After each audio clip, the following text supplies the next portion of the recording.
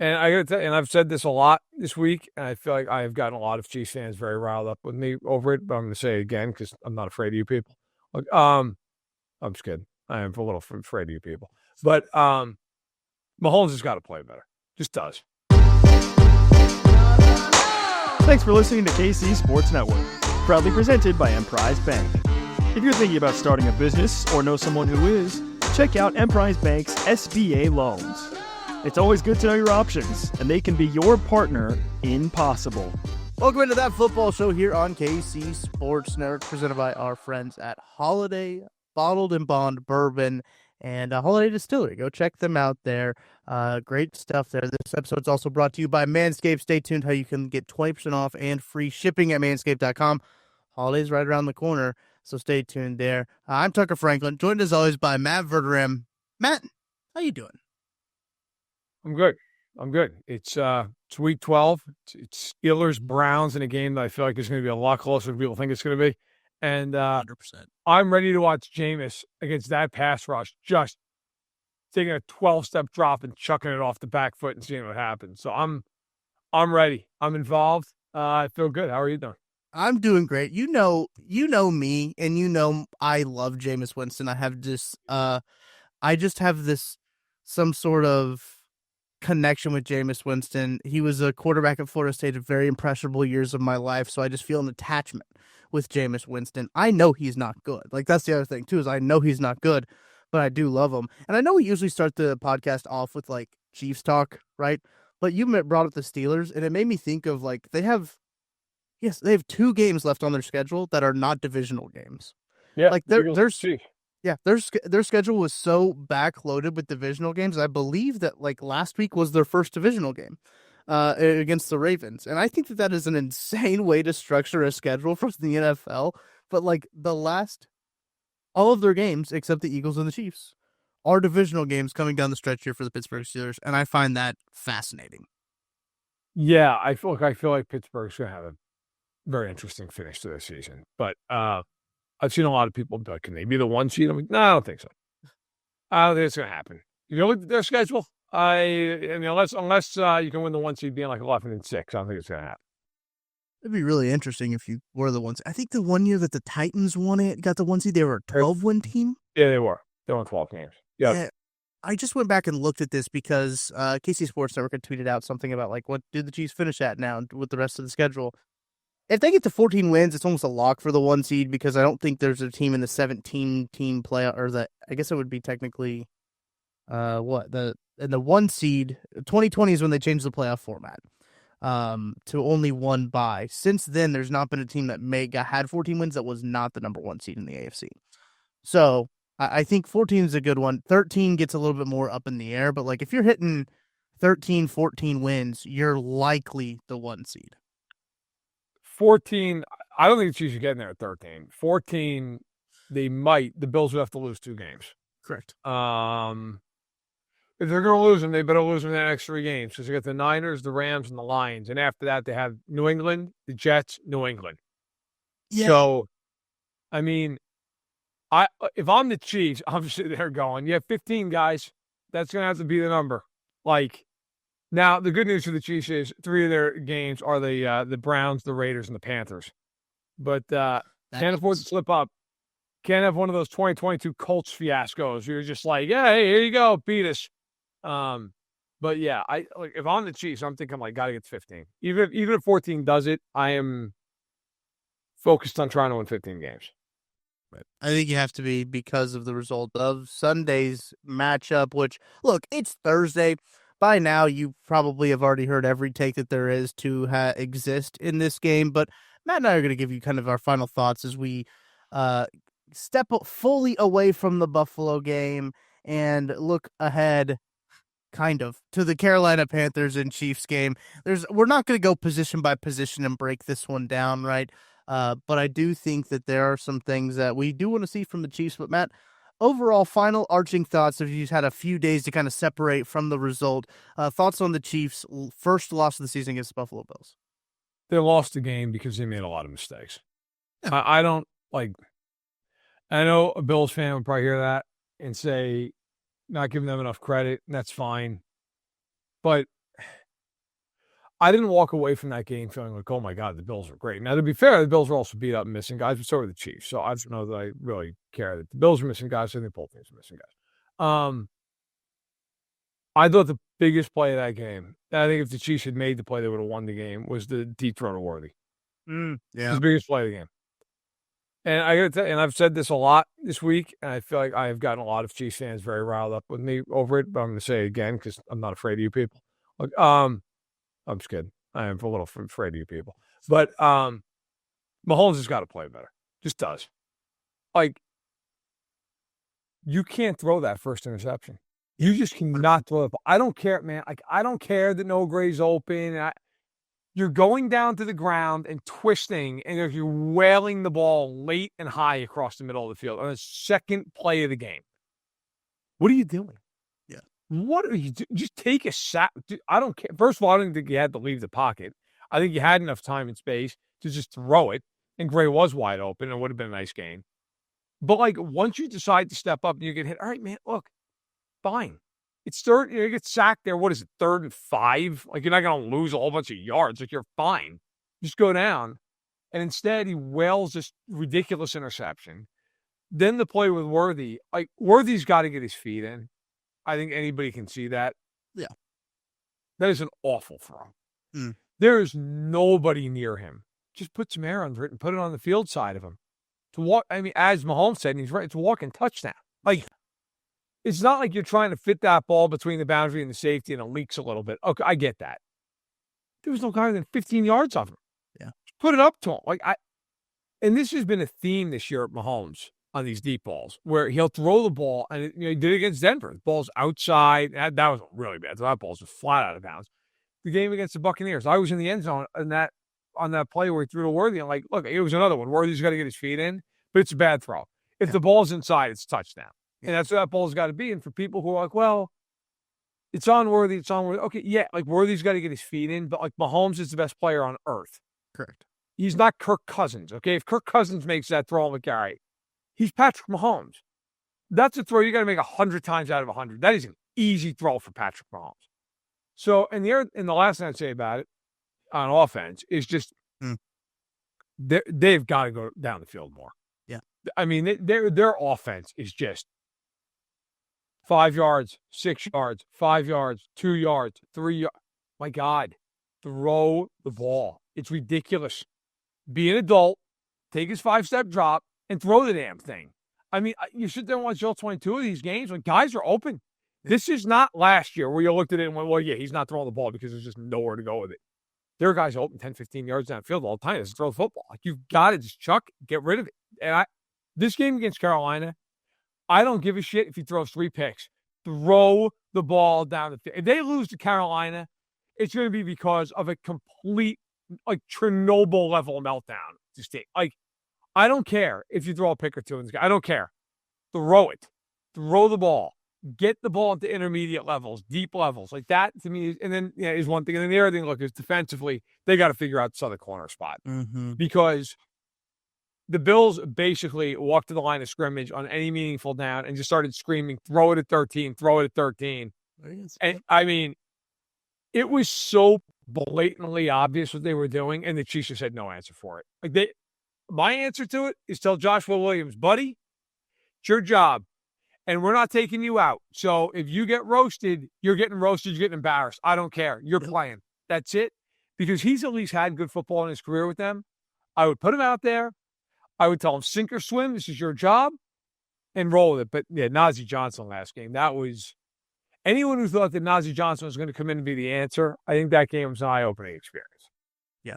I'm going to go back to the offensive side of the ball. Because there's a couple of things that you said that I do think are things that we can build off here. The interception early, I had tweeted this out, I think, after the game, and I even said this on the post-game show. I really felt like that interception early kind of set the tone for that game, right? Yeah. They get the ball at the very first possession, which doesn't happen for them very often, right? They can go down and score. You saw what they did their second possession, which was really going to be the script for their first possession. They had that all scripted out. I always feel very confident in Andy Reid's scripted drives, right? That they usually end in points.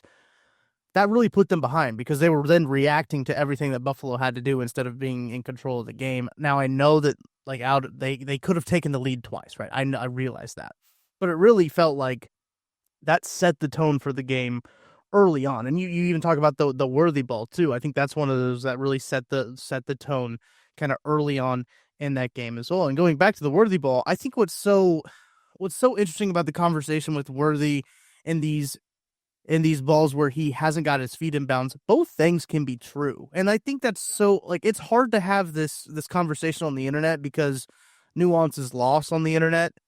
Two things can be true at the same time. Like, these things are not mutually exclusive, right? Like, you can have Xavier Worthy still need to get his feet in bounds and still need to catch the ball, and Patrick Mahomes can still need to throw a better ball. Like, both of those things can be true at the same time, and it still be a valid argument and a valid conversation. I think that gets lost. I made a tweet about that. I posted on Blue Sky about it. I just think that sometimes people get too lost in like the black and the white of things, that like there's a lot of gray. 50 Shades of it, I think, is what I've heard. There's a lot of gray area. Shade. Yeah, that's true.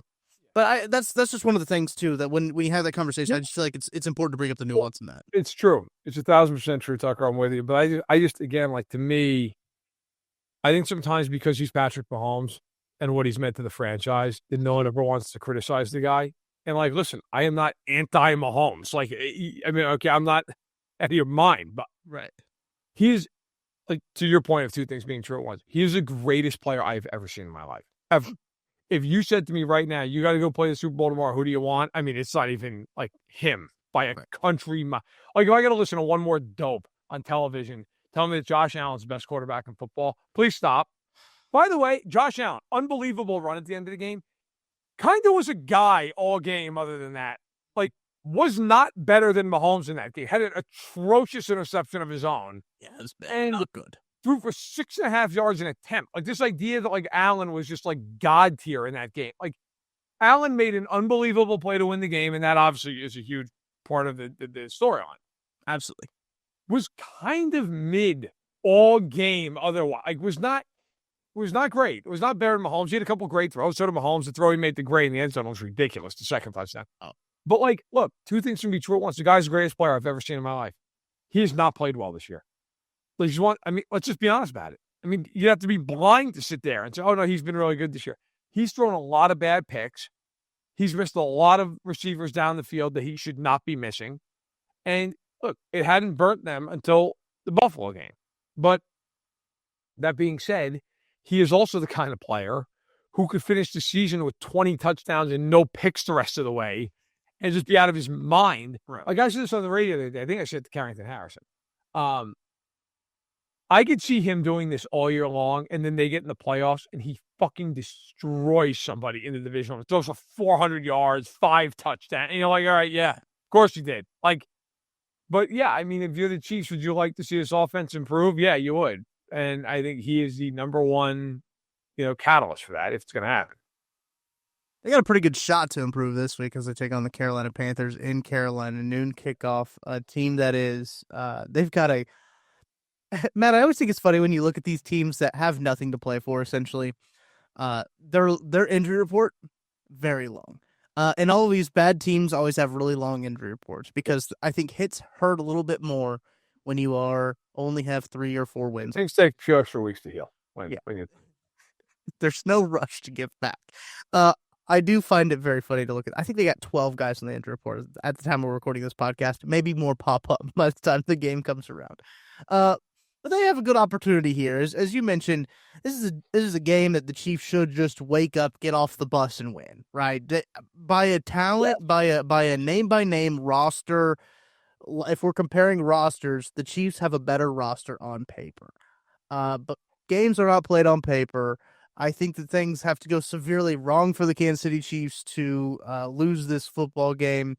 What are some of the things that you're looking for from the Chiefs? I know we didn't really talk. You hit on the defense, but we didn't really discuss what was going on at length with the defense. Najee Johnson just seemed like he was playing scared to give up a touchdown, and it would give up a 15-yard gain in front of him. He was just dropping way too deep, and it was just like I'm not gonna allow anything over me. But they knew that he wasn't gonna do that type of deal. So I think that there's a lot to be desired. Spags going up against another rookie quarterback, 12-1 against them since 2019. Thoughts on just this matchup here?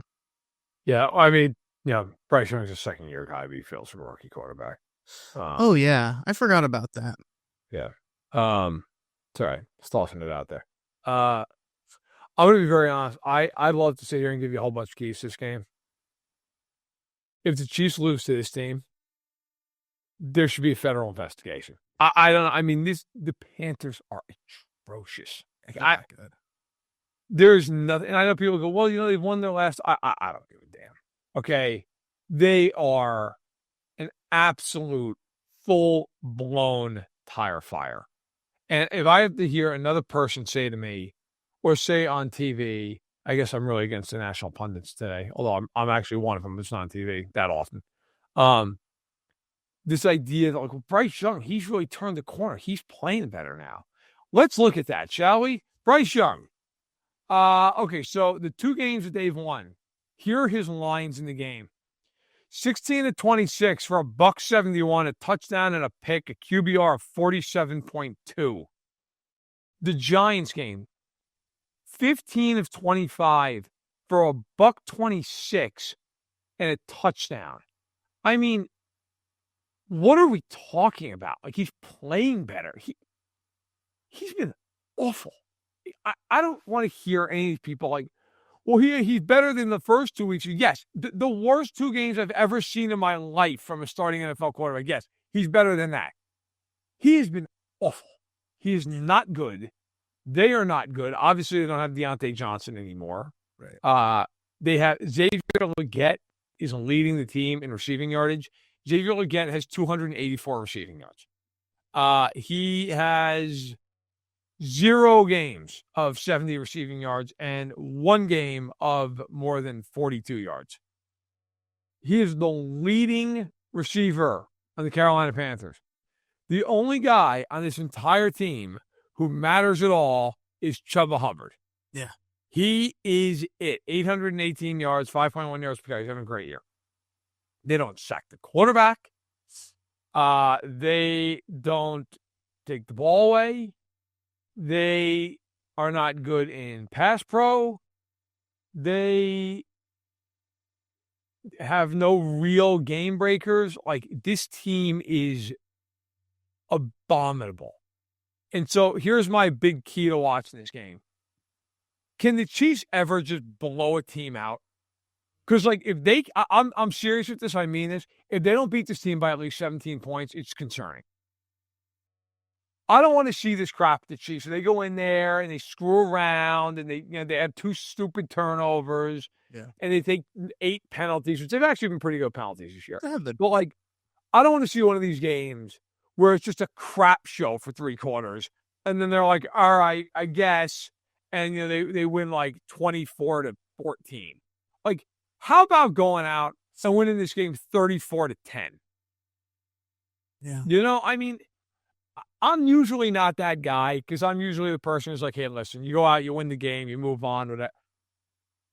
It feels like they need a little bit of that this week, partially because they lost, but, like, even some of the quotes that have come out of them after this past game, like, Kelsey was, like, super fired up in his podcast after that, and Andy's been talking about, so, like, how about going out and having a get-right game where Mahomes throws for, like, 370 and 4 touchdowns? Yeah. I don't care if you run it up on the Panthers. They're fine. The check's going to clear on Tuesday. Like, go out there and show why you are who you are and bury this team. And this game should be over at halftime. This should not be like when they cut to the NFL and CBS and they go to, like, the halftime show. This should not start with, wow, Carolina, give them credit. Like, this should start with, like, damn, Carolina, tough afternoon. Like, this should not be a game where the Chiefs are just like, well, it's 13-10 in the third quarter. Like, come on. Like, show some gumption, win the football game going away. I think it's a good call. And you mentioned the wide receivers for the Panthers aren't necessarily going to test, I don't think, the corners as much as, well, I don't know if I anticipated the Bills wide receivers to test the Chiefs corners as much as they did, but they did. These Panthers wide receivers, they should be all right, I'll say. But Xavier Legette does talk cool. So that he does have that going for him. anytime there's an Xavier Legette clip, I don't know about you, Matt, I have to stop and watch it. I just have to see what weird word is he pronouncing now. The asparagus one is hilarious. I saw one from the rookie. They do like that rookie showcase out there at the Coliseum, when they throw the rookies out there. I saw a clip from that come back around of him talking about his skincare routine, and the way he says Cetaphil is so funny. Just anytime he has an interview, I have to watch it just because I want to know what he's going to say. And that's probably not as good if you're trying to be a good wide receiver in the NFL. But look, still a young guy. I got a lot of hope for Xavier Legette there, but I do think that this game should be one of those where Chiefs blow them out. As I was mentioning, the injury report, Miles Sanders didn't practice on Wednesday. Damian Lewis didn't either. Ashawn Robinson didn't practice, and neither did Jadeveon Clowney. Ashawn Robinson, excuse me. He did not practice. That was not injury related for Ashawn Robinson, but they got Icky, their tackle, limited participant. J.C. Horn, limited participant. Adam Thielen, I think, is a continual limited participant because he's so old. And Jonathan Brooks it does sound like he will come back, so it could be an interesting running back tandem that they have with Chuba Hubbard and Jonathan Brooks. Says to be his first NFL game, I believe, after tearing his ACL with Texas. But I was really high on Brooks coming out. I thought he was a very good running back, a guy the Chiefs could have probably looked at taking, but his injury obviously knocked his stock down a little bit there. I do think that if that is how they want to win this game by running the football, the Chiefs have a pretty good rush defense. I feel pretty confident in trying to slow the Panthers down. But I'd like to think that the Chiefs have enough awareness that they probably should just put a bunch of guys in the box this game. Yeah. I'm thinking Bryce Young's not going to turn to Dan Fouts, so I probably just I'm thinking 7 and 8 in the box is probably a good strategy. Like, if Bryce Young's just torching your single high looks, you got problems. Have you seen that stat of very different? You made me think about this stat. This is not on topic at all. Ashton Genty, his stats of with 6 or 7 and 8 in the box are insane. Like, he's better with more people in the box. By the way, people don't even know who this is. Boise State running back. Yeah. Yeah. I'm sure they'll hear about him in March. Yes. Probably sooner. He's very good. He's not bad. Yeah. I look forward, by the way, to the college football playoff because now what is it? 12 teams? 12 teams, yeah. I firmly look forward to the team that's 13th just pitching up a storm that they didn't get in. And it's a big listen. It's enough out of you. You had months on end to not. It's like when the NCAA tournament rolls around. There's nothing I enjoy more than the bubble team that didn't get in. Yeah. And last year, it was my team. I like St. John's. So, being a New Yorker, I always fan of the Storm, and it was just not fun. And they most people thought they were going to get in last year, and they got left out. A bunch of Storm fans, this is ridiculous. So I was like, let's be real. Is it really ever? And really, were we making a run at it? Probably not, right? We were losing a date. So I mean, let's now. Of course, the Storm is rising this year. Ranked like an actual basketball team. 4-0, and look out because got a big game coming up against Baylor. Yeah, big game. It's on. It's actually tonight. It's 6 o'clock Central. Baylor 13th in the country. Games in the Bahamas. That's sick. Yeah.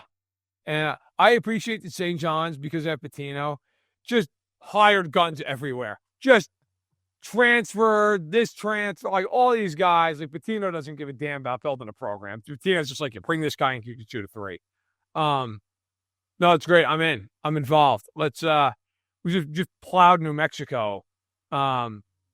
Now it's Baylor before we have a slate of Georgia, which sounds like it's tough because it's football season, but it's not. Yeah. Harvard, and then Kansas State.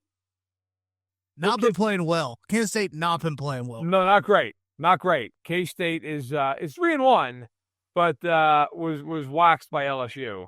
They almost lost to Mississippi Valley State, which Missouri beat them by 70, and they almost lost to them. Wasn't going to bring it up. But Yeah, so a little Georgia, Harvard, K-State, and then Bryant action. Ooh, Before we get right. And then DePaul, which is a Big East team, but hasn't played like a Big East team in 20 years. Right. So feeling good. Looks like if they could beat Baylor, we might really be looking at like 10 to 12-0 before we go to Creighton, which I will never get over the fact that Creighton's in the Big East. That's wild. Like, every time they go there, and like the opening is like from, it's always like on FS1, they're like, welcome to Omaha. And I'm like, this is the furthest effing thing from the Big East. Like, what are we doing? Like, I don't even mind Xavier. Like, Xavier, it's like, all right, Cincinnati's Midwest, but like, I don't know. Maybe, I don't know what it is in my head. I'm like, yeah, it's all right. It's Ohio. Like, Ohio, like, is, like, I think it actually does. I should know this. God, I lived in New York for the first 26 years. The Eastern time zone is what you're saying. Yeah. Does it border? Indianapolis is in the Eastern time zone. Wait, it is. It always screws me up when I go out there. But I'm trying to think. Does Ohio at any point, does it border New York? I know this is what people are here for. Ooh, I think No, it doesn't. Okay. I didn't think it did, but then like I drive that all the time to go home, right, in the summer. And I always have to go through Erie, Pennsylvania. There's like a 40-minute stretch I go through PA. But I was like, is there anywhere it touches? No, there's not. There's not. But I always think of Ohio as Eastern, even though I guess like when you look at the map, it actually like it is pretty Eastern. Yeah. In any event, I know people are riveted by this conversation. But like when they go to play in Omaha, I'm like, get out of here with this. Big East, middle of freaking nowhere. No offense to the people out there, fine folks in Nebraska, but when we're talking Big East basketball, it's kind of in the middle of nowhere compared to the rest of the damn teams. That's true. I saw somebody on Twitter before we wrap up that college basketball show. We get back to that football show.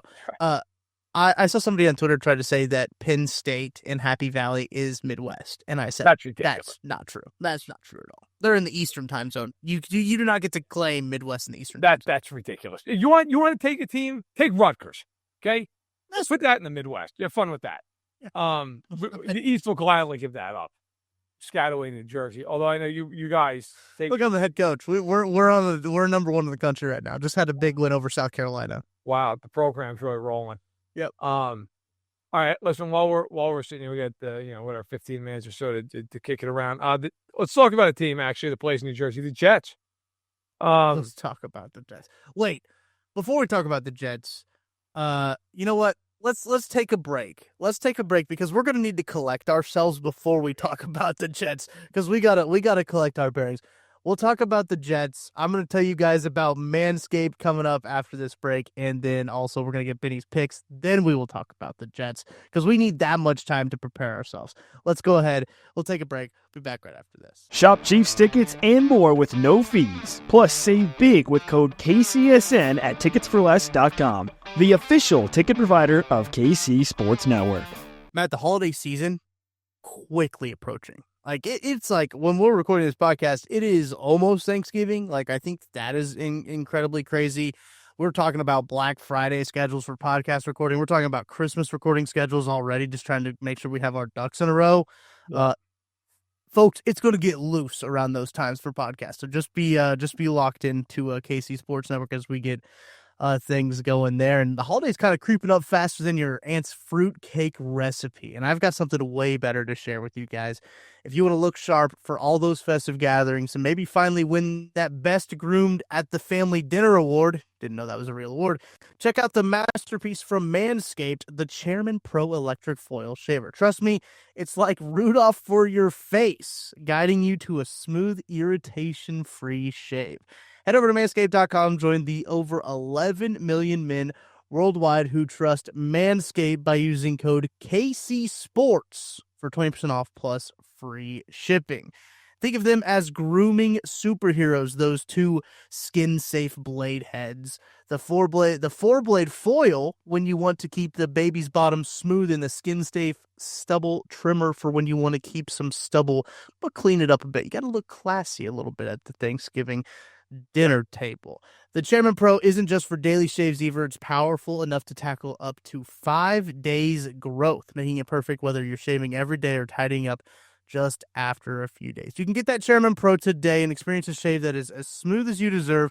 Get 20% off plus free shipping with code KCSports at manscaped.com. That's 20% off plus free shipping with the code KCSports at manscaped.com All right, I'm going to change my shirt and talk to Benny.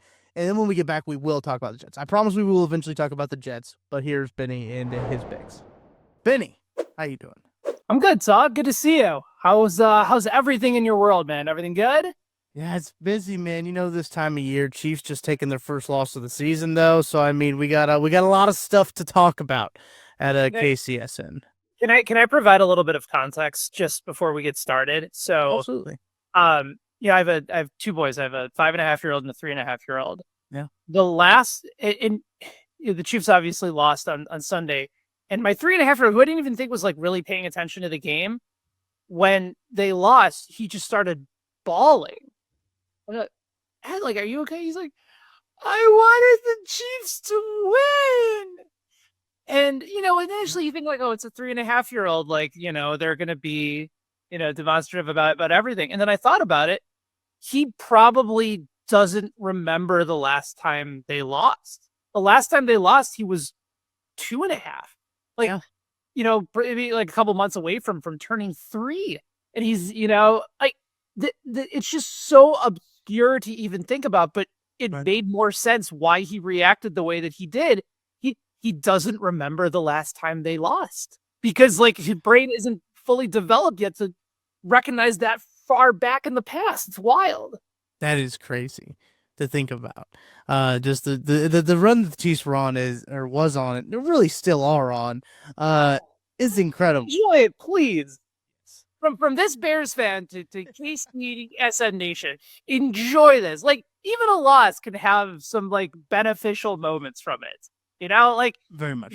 At least you didn't like the way that the Chiefs won last week was the way that the Bears lost this week. Yeah. So like from a Hail Mary tipped from the other team to getting a field goal blocked, like this, it doesn't get any worse right now for Bears fans. So just please, Chiefs fan, like anybody who's still complaining about, the roller coaster of a ride that's the season design, like I have zero sympathy for you. Enjoy this.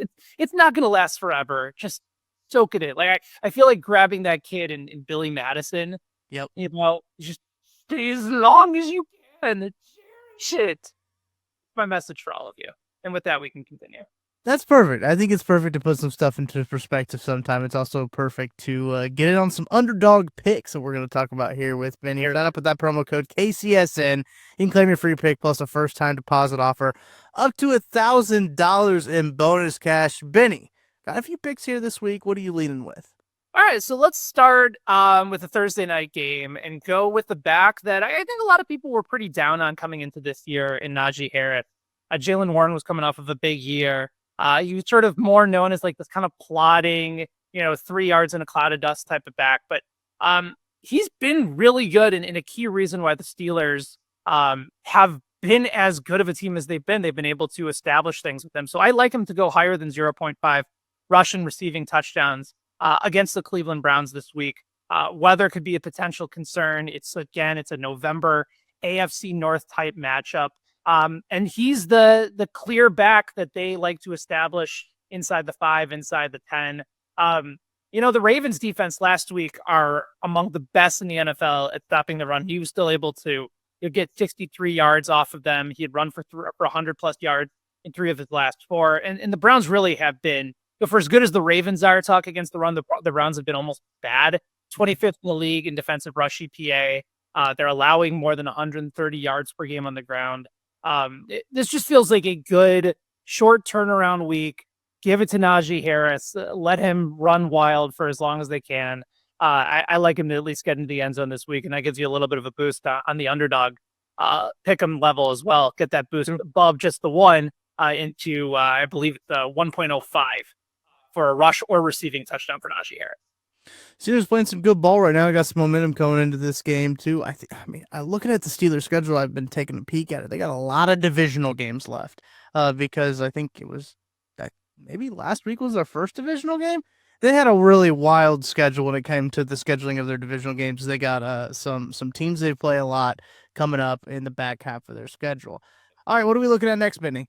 Yeah, let's go to the New England Patriots, who actually over the last couple of weeks have gotten some good quarterback play out of their rookie in Drake May, and one of the beneficiaries of that has been getting a little bit more booty involved. Keyshawn Boutte had 6 targets last week at 33 yards. Patriots starting to move the ball. He's starting to become that deep threat target for Drake May, and especially against Miami, knowing that the Dolphins are going to push the ball. They have those explosive playmakers in Tyreek Hill and Devon Achane. Jalen Waddle at one point was an explosive playmaker. It's kind of gone away for a little bit. But I do think Boutte can continue to get involved. The trajectory is up, and the 32.5 receiving yards, Tucker, is not a high mark to hit at all, especially with how they're kind of moving him a little bit all over the field. I think May's going to continue to look his way, and especially if he hits him on a deep route, that knocks it out right from the get-go. So give me higher than 32.5 receiving yards. Keyshawn Boutte, Boutte, New England against Miami this week. I was a big fan of Boutte coming out of LSU, truthfully. I thought he could be a fun wide receiver prospect. I like that pick there. I think that one will be a fun one. We'll have to wrap up with one of you. Boutte's coming out of LSU. Wasn't there like John David Boutte, or was he that USC? Different spelling. You know, a lot of different ways to get to Boutte, Tuck. There are a lot of different ways. Let's wrap it up with one of your guys here, Benny. Yeah, and that is Caleb Williams. Believe it or not, this is a higher play on Underdog for a Chicago Bears player on offense, but the number is reasonable. It's higher than 203.5 passing yards. Bears at home again against the Minnesota Vikings, and you might be saying to yourself, Ben, why would you trust Caleb? Minnesota is going to send the kitchen sink. They blitz as much as anybody in the league. It's Brian Flores' defense. All these things are true, and he hasn't been protected at all. But if you look at the small sample from last week against Green Bay, the Bears, with Thomas Brown taking over for Shane Waldron as their offensive coordinator, did a really, really good job in changing up the offense to what Caleb is comfortable with, spreading out DJ Moore a little bit more all over the field. He just looked more comfortable, and he also prioritized getting the ball out quickly. And so they're fully aware that Minnesota is going to send a lot of confusing looks and a lot of pressure. They're going to try to get him to make some mistakes. But I think with this new offensive coordinator, he's more focused on keeping Caleb protected. They're going to max protect a little bit. And you saw some of the explosive playmakers that they have with DeAndre Swift, Roma Dunze in space, DJ Moore, Cole Kmet. And if they blitz, one of those guys is going to be open. And that's where you're going to start to see more of these numbers come in. And teams, for the most part, have actually put up some good numbers at the quarterback spot against Minnesota. Only 3 quarterbacks all year have not passed this mark. And that was Mac Jones, Joe Flacco, and Daniel Jones. Now, whether you're ready to put Caleb Williams in that same conversation, that's a you problem. I'm not ready to do that yet. But I do think it's a matchup that if he knows where he wants to go, and he's scouted well, and they talked about all the different cover zero looks that they're going to show him, I think Caleb will get some plays downfield, and we'll see him surpass this number fairly easily. I don't know whether or not he'll make some more mistakes, but I think right now the concept for Caleb is development, get the ball out quick, get protected, and know that Minnesota is going to send the house, and he'll be prepared for it, I think. There you go. Go ahead and get in on those picks at Underdog. You can go check them out. Link in the description, but you can always use that promo code KCSN to claim your free pick plus your first time deposit offer up to $1,000 in bonus cash at Underdog. Link in the description. Download it on the App Store. Use that promo code KCSN, those 4 letters you need to know so we can get in on Benny's picks here. Benny, appreciate you. Appreciate you. Talk to you soon, man. All right, Matt, let's finally do it. Let's talk about the Jets. We've teased it long enough. I think it's time to finally really just lay into them. I think that this is the perfect time to just dismantle the organization, because I tweeted out after the firing of Joe Douglas. Obviously, this is what prompted the general manager of the Jets. This is what prompted kind of our conversation here. I tweeted out that they are an unserious football organization. If they were not in New York, they would not be taken as seriously, or people would not care about them. Right, nobody would care. Yeah. Yes, nobody would care about them. I think we've had the conversation before, but it's always fun to just bury the Jets a little bit. The Jets are the most ridiculous organization in the NFL, and that includes Carolina, which I think is run by a guy who might be a lunatic. I think he is, yeah. Yeah. Certified. Yeah. Like, for years, Washington had this lockdown. It gave everyone else in the league cover. It was like, don't worry about it. You're not Dan Schneider. And now he's out of the league, and Woody Johnson was like, oh, my God, it's my time to shine, boys. Here we go. And let me tell you something. I've seen a lot of interim coaches in my life. You know how crazy you got to be to fire your general manager with 6 games left and the guy's contract's expiring at the end of the year? Buddy. Yes. Just let him walk. Like, what are we doing? Is like the cruelty the point, basically? What is the point? And by the way, Joe Douglas, not even in charge of a lot of the decisions going on at the Jets over the last year and a half, as Diana Rossini of The Athletic really did a nice job of laying out. Like, that is not, I'm not taking away from Diana's reporting. That is not exactly a state secret in the NFL that Woody Johnson's way too involved. Okay. Yeah. Like, Joe Douglas was, from a football sense, essentially neutered by Woody Johnson a long time ago. And the thing goes to hell in a handbasket, and Woody Johnson's like, you know whose fault this is? The guy that I took over the responsibilities of. It's on him. Even if he feels that way, the hell good does it do you to fire this guy? Like Phil Savage is in charge. Yes, Phil Savage, who, I'm sorry, great reputation around the league, is like is just a phenomenal savant. Like, nothing against Phil Savage, who is mostly known for his work with Senior Bowl over the years. Yes. Phil Savage has been just kind of around forever. Like, I don't know. The last time he was a GM was when he was of the Arizona Hotshots in 2019. I saw that, yeah. Okay, of the AAF. What? Like, what are we doing? Like, I mean, there's no reason in the world. Like, Phil Savage, they've done great work for a long time at the Senior Bowl, but like, why is Phil Savage the interim GM of this team? Are they better? And like, if you're Phil Savage, you have to be like, yeah, great, thanks. Appreciate that. Can't wait to be the GM of this dumpster fire for the next 6 weeks. They're such an embarrassment. I want Ulbrich to just quit so that we get interim head coaches in one season. That's what I want. I want Woody Johnson to become the interim head coach. Like, I remember years ago as a Devils fan in hockey, they fired Lou Lamoriello, who's a Hall of Fame general manager, but like had no patience for coaches. He fired their coaches constantly. Like, literally, one of the years they won the Stanley Cup, they fired their coaches like 8 games left in the season. He was just so annoyed with them. He said, just get out. And they brought in an interim. They won. But like, he 1 year fired the coach and just brought himself down there as the coach. He was like, that's fine. I'll coach the damn team. That's what I want from Woody Johnson. I want Woody Johnson to just fire Ulbrich and then be like, I'm the head coach now.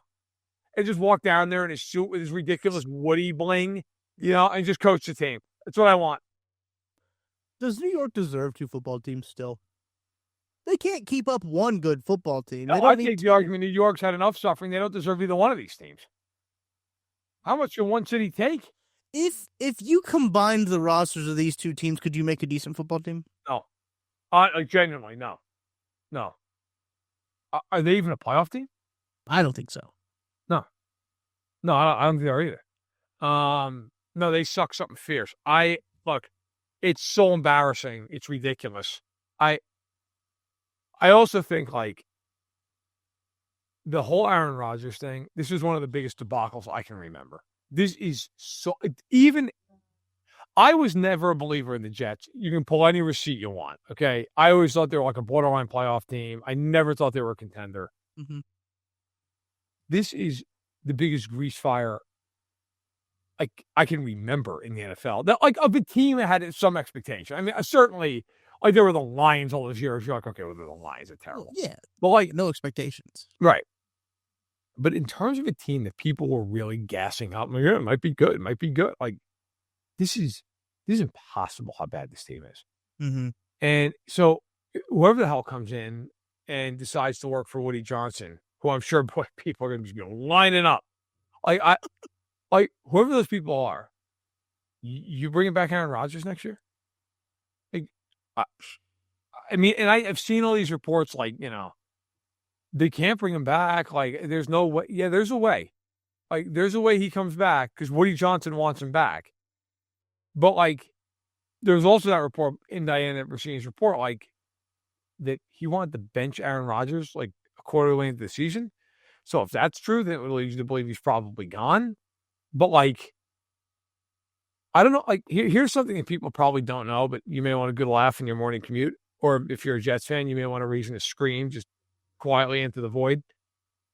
Aaron Rodgers is signed for next year. It's the last year of his deal. His cap number is 23.5. Not bad. If they cut him, they're going to have to do a post June 1. They need 14. They save 9.5. Okay. Here's the kicker to this. Because of the way the Jets moved his money around so they could have a bunch of cap space to go all in, there's a void year on the back end of this contract. And that void year is in 2026. Do you happen to know what the cap hit is for that void year? I don't, off the top of my head. $63 million. Oh my gosh. So they could go all in. They kicked all that money back. And they're like, don't worry about it. No one's going to care about that $63 million void year when we're winning the Super Bowl. I got to tell you, as it turns out, might care a little bit. That is 22% of the salary cap. Have fun, guys. Good luck. You're the GM coming in, and you're looking at that, and you're feeling good about going there. Have fun. Good luck with that. I will give the Jets some sort of props for seeing an opportunity to take a swing at trying to have a Super Bowl window. I will give them some sort of credit for trying, right, to have a Super Bowl window. Was it maybe the best effort to get it? No. Was it maybe the right guy? No. But they at least tried, I guess. It's like I don't know. That's like the equivalent of a baseball player taking the biggest possible hack imaginable, shattering every back muscle they have, losing control of their bowels, and then sitting in it in front of 40,000 people. Okay, that's the swing the Jets took. I mean, bro, I can't think of a more embarrassing. Like, I got so much crap from Jets fans, and they traded for Devontae Adams, and my editor was like, "Can you write up your feelings on this trade?" And I basically wrote like, "This is a fucking disaster." Those are that's my thing. This is not going to fix this team. Yeah. They're terrible, and they just gave up a top 100 pick for an expensive receiver. Mm-hmm. They're insane. And I can't. How many Jets fans read that and then found me on Twitter and were like, "You don't understand the genius of what the Jets just did." And I'm like, I got to tell you, I'm willing to play this out and see what happens. Have not heard back from many of those fine individuals. Like, just a disaster. It is a disaster. That team sucks in every possible way. Nice job by the Jets. Yeah, that team is really bad. Another team that's really bad is also playing primetime on Thanksgiving. They're playing another team that's also really bad. We will not have another show before Thanksgiving, so we're gonna unload our takes on the Dallas Cowboys here. They suck, and they have a Jerry Jones problem. Yeah, that covers it. We got it. This is done. All right. Yeah, I mean, yeah. I love that Jerry still does his like weekly post-game presser that nobody asks for. It's wild. He just stands in the hallway and is like, "All right, who wants to ask me about how bad we suck?" Like, hey, Jerry, the stadium almost killed somebody on Monday night. And also the glare, it's like playing on the surface of the sun in afternoon games. Thoughts on that? Don't need a curtain. Don't care about the sheet metal. All right, thanks, Jer. See you next week. Like, it is just, you know, and I say this tongue in cheek because it's funny because it didn't hurt anybody, but all kidding aside. Yeah. And I'm not, and like, this isn't even like a Jerry Jones. This is just like a real life thing. Maybe like inspect the stadium occasionally. Like, sheet metal falling would have decapitated someone. Like, what are we doing here? Right. You know, it's like years ago in the old the current, like the TD Garden, they used to call it the Fleet Center in Boston. Yeah. And I remember they had to cancel a hockey game because the Jumbotron fell from the ceiling and just blew through the ice. And they were like, "Yeah, looks like it was a faulty cable." Like, might want to get on that. Like, how many times did the inspector in that stadium look at that thing and go, "It probably won't be that bad. It's a frame. It's all right." Yeah, until it plowed through the friggin' ice at 1,000 miles an hour. Thankfully, not during a game or during a warm up. Like, people forget, like there was oh God, what stadium was it? It was the one in Minnesota where the roof caved in. The snowstorm, yeah. Like, hey guys, maybe you could give it a check every once in a while. Make sure Right. things are good. Also, I did think it was funny the week before when people were like, "Hey, like maybe put a curtain up so your players aren't like staring into the sun when they have to catch a football." Why? He's like, "Oh, so what do you want us to do? Tear down the stadium, build another one?" And then the next week they have sheet metal falling. Like, actually, you know what, Jerry? I think we do want to tear this one down and build another one. Also, too, I really leave it at this. But hey, guys, like, no, Jerry, the whole stadium doesn't have to be torn down, but like, you guys are the architectural geniuses who are like, what would be a great idea? A big wall of glass that the sun's going to come plowing through. Like, yes, I don't think it's the worst thing in the world. Maybe a little anti-glare screens on there, like, not going to kill anybody. It's okay. Unlike the sheet metal that actually could have killed somebody. Yes, it is all good in Dallas. Can't wait to sit down and watch Cooper Rush and Tommy DeVito make us all very unthankful on Thanksgiving. There was a newsletter written by, I think it was Roger Sherman, who does a lot of college football stuff, but he wrote a newsletter about just like the history of that stadium and like the sun, because it's not the first time that this has happened. Like, this is hardly the first time that players are like, yeah, the sun was a problem. Des Bryant was complaining about the sun. It's been this way since it opened. Yeah. And he wrote a newsletter about, and he looked at the stadium. He looked at the angle that it's sitting. It's about 250 degrees east to west. So, and then he looked at the sun's path over Dallas in terms of to a compass, and it's the exact path that the sun sets in November. Like, it is the exact same path, and it's crazy to think that nobody thought of that. Nobody thought, oh, we're going to put a stadium facing east to west, which, number one, is rare anyway, because usually stadiums face north and south because of the sun issue. Correct. And then to put it at an angle that in November, the sun sets perfectly through the windows in that angle. I thought that was really, really great work by Roger there to go and actually do all that work for it. But, like, actually insane. All of November is just, like, right on the path. Gotta love it. Gotta love Jerry just being like, don't care. Screw that up. And we could put like a $10 curtain up from Wayfair, right, but we're not going to do it. We're just not going to do it out of spite at this point. Like, it's just, that stadium's going through it right now. The sheet metal, the worst damn fight I've ever seen in my life. By the way, that was an embarrassment. I'm sorry. Like, I am not like one of these people who, I'm a hater. Like, I don't give a damn about Jake Paul one way or the other. Although I will sit here and say, like, the fact like we'll have to work for a living and Jake Paul's, it is what it is. It'll never cease to amaze me.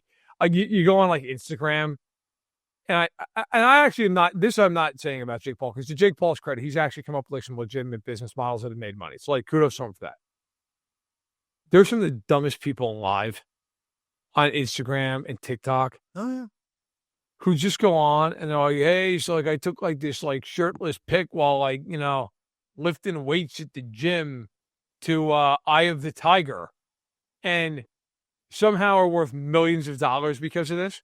Yeah. And part of me respects, just don't like, you know what? Honest to God, good for you, man. Like, I don't know how in God's name that works for you, but good for you. And then there's a part of me that's like, I want to just take my head and put it under where the garage door shuts and just hit my garage door opener until I black out. It's like, what are we doing as a society? It is. You mentioned the fight. Did you see they had the curtains up for the fight, by the way? Yes. Of course they did. At night.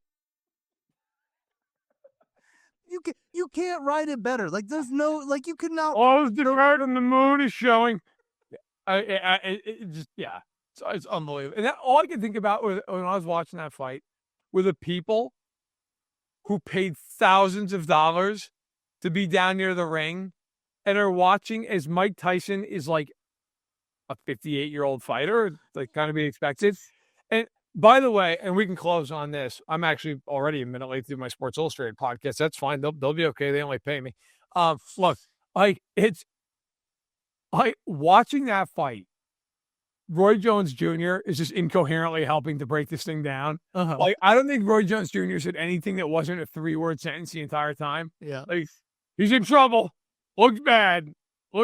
Tyson's hurt. Like whatever. And I'm watching this, like, laughing as the stream's buffering. It's a train wreck.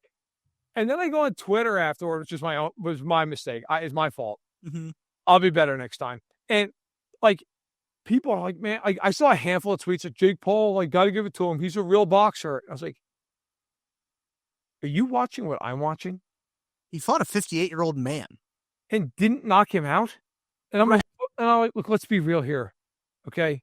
I'm not an overly big fan of the sweet science, but I do like to watch boxing every now and again. Right. Any reasonable current fighter would knock him out in 20 seconds. Bud Crawford would have him on the ground. He holds his hands at his hips. Yes. I'm like, he would get annihilated. I don't think people understand, in an actual, not when he's fighting some tomato can. An actual, 25-year-old boxer would hit him with about 3 combos, and it would be over instantly. It's like, no, he was being nice to Mike. He didn't knock him out. Look, man, that thing would be over against a guy like Crawford literally in 30 seconds. Yeah. Okay, please stop with these takes. Jake Paul, you give him credit. He's turned into a real boxer. No, he hasn't. Stop. And also, I saw somebody tweet somehow unironically, if this was against Mike Tyson in his prime, do you think he could have won? Have you seen Mike Tyson in his prime? What are we doing? He fought Sphinx, who was a heavyweight champion, and killed him in 50 seconds. Yes. He won real matches in 16 seconds. Okay. I'm going to go ahead and say Jake Paul's not prepared for that. I don't think he was going to handle that coming out of the corner. Oh my God. Yeah. But please stop. Please stop. We can't get any dumber. That's why we're going to end this podcast, because we can't get any dumber. Thank you guys for listening all the way to the end of that football show. Look, as I mentioned, we'll have a show after the Chiefs Black Friday game against the Raiders. The schedule, we'll tweet something out on KC Sports Network about just kind of how we're shuffling everything around with the Friday game, how we're going to have some shows going out after the game and before the game, how we're going to distribute those out all as well. So thank you to Manscaped for sponsoring today's episode. Code KC Sports gives 20% off plus free shipping. Also, thank you to Holiday Distillery, Ben Holiday Bottled and Bond Bourbon. Go check them out. For Matt Verderame, I'm Tucker Franklin. That's going to do it for that football show. We appreciate you listening. Let's go follow to us on Twitter, I guess, if you want to. I'm also on Blue Sky as well, so go hit us up there. We will talk to you guys soon.